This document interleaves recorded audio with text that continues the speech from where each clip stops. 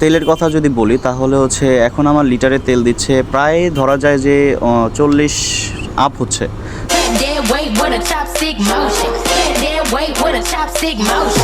আসসালামু আলাইকুম এভরিওয়ান, কী অবস্থা সবার, কেমন আছেন সবাই? আশা করি সবাই অনেক ভালো আছেন। আমি জিবিএক্স যেমন রাইডার নিয়ে আসলাম নতুন আরও একটা ভিডিও।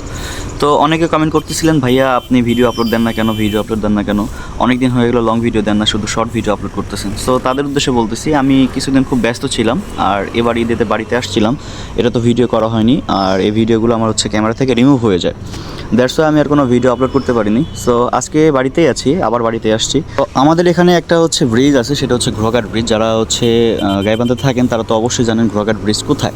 তো ওখানে গিয়েছিলাম ছোটো ভাইদের সাথে এবং ঘোরাঘুরি করলাম অনেক। ভাবলাম একটা ভিডিও আপলোড করাই যাক, অনেক দিন থেকে ভিডিও করা হয় না, আর এমনিতে তো অনেক অলস হয়ে গেছি আমি। যাই হোক, আপনাদের কথা মাথায় রেখে কিন্তু আজকে ভিডিওটা করা হচ্ছে। হয়তো বা একটু লেট ভিডিও যাচ্ছে, বাট ভিডিও দেওয়া হবে ইনশাল্লাহ।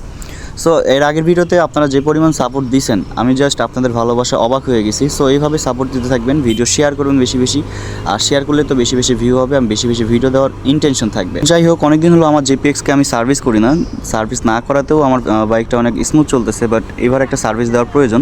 অনেকেই বলতেছিলেন যে ভাই আপনার হচ্ছে বাইক এখন কত কিলো চলতেছে বা আপনি মাইলেজ কেমন পাচ্ছেন। তো তাদের উদ্দেশ্যে বলতেছি, আমার বাইক এখন চলতেছে প্রায় 12,000 কিলোমিটার। ইমাজিন করেন, এক বছরে আমি 12,000 কিলো চালাইছি, তার মানে বাইকটা আমি কত পরিমাণ চালাইছি। আর তেলের কথা যদি বলি তাহলে হচ্ছে এখন আমার লিটারে তেল দিচ্ছে প্রায় ধরা যায় যে 40 আপ হচ্ছে। তো অনেকে এটা বিশ্বাস করবে না যে আসলে জিপিএক্স যেমন এটা 40+ মাইলেজ দিবে, এটা কখনো বিশ্বাসের মতো না। তো যারা জিপিএক্স চালায় তারা বলতে পারবে যে আসলে একটা জিপিএক্সের মেইন গর্জনই আসে কিন্তু 10,000 কিলোর পর। তো অনেকেই আছে যারা বিশ্বাস করতে চায় না, তো তারা বিশ্বাস না করলে আমার কিছুই যায় আসে না। ইদানিং আমি টিকটক, ইভেন কিছু ফেসবুক, ইনস্টাতে রিলস দেখতেছি, আসলে হচ্ছে কিছু ব্র্যান্ডের বাইক, আমি নাম বলছি না, তারা হচ্ছে জিপিএক্স নিয়ে খুব হাইপ করতেছে। আসলে মানুষের ভিউ কমে গেলে, যে পরিমাণ ভিউ কমে গেলে বা একটা বাইককে যদি তার হচ্ছে নেগেটিভ পয়েন্ট ধরার জন্য যে ভুলগুলো ধরতে পারে, সেটা হচ্ছে ওই ব্র্যান্ডের কিছু বাইক, যেমন হচ্ছে M10, আমি কোনো নাম বলছি না, তারা আসলে ভিউয়ের জন্য আমাদের হচ্ছে যে নন ব্র্যান্ড জিপিএক্স তাদেরকে অনেক কথা বলছে। কেন ভাই, আগে তো কথা বলা হয়নি, এখন কেন কথা বলা হচ্ছে? দেখেন ভাই, বড় আমি একটা কথা বলি, ইভেন এখনও বলতেছি, আসলে আমাদের এই জিপিএক্স বাইকটা না আসলে কিস্তিতে পাওয়া যায় না, বা শ্বশুরবাড়ি থেকেও কেউ দেয় না, বুঝেন নাই? এই বাইকটা কিস্তিতে এত সহজে নেওয়া যায় না, বা কোম্পানি ক্লেম করে যে এরা আসলে কিস্তিতে দেয় না। সো যারা ব্র্যান্ড করে চিল্লাইতেছে ভিউয়ের জন্য, ভাই তারা করতে থাকেন, এটা আসলে ভালো, দেখতে ভালোই লাগে। জিপিএক্স বাইক এখন এমন পরিমাণে হাইপ ক্রিয়েট করছে যে আসলে ব্র্যান্ডের বাইকের হচ্ছে মালিকেরা আসলে কেমন জানি কনফিউশনে পড়ে গেছে যে আসলে কই থেকে কী হয়ে যাইতেছে। দ্যাটস ওয়াই তারা কিন্তু জিপিএক্সকে নামানোর জন্য অনেক কথাই বলছে।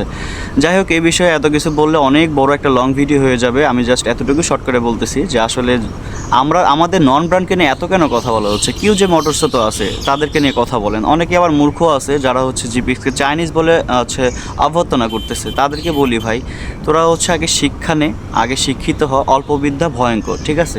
যাই হোক, এর বাইরে আর কিছু বলছি না। তো কে কোন জায়গা থেকে দেখতেছেন অবশ্যই কমেন্ট করে জানাবেন।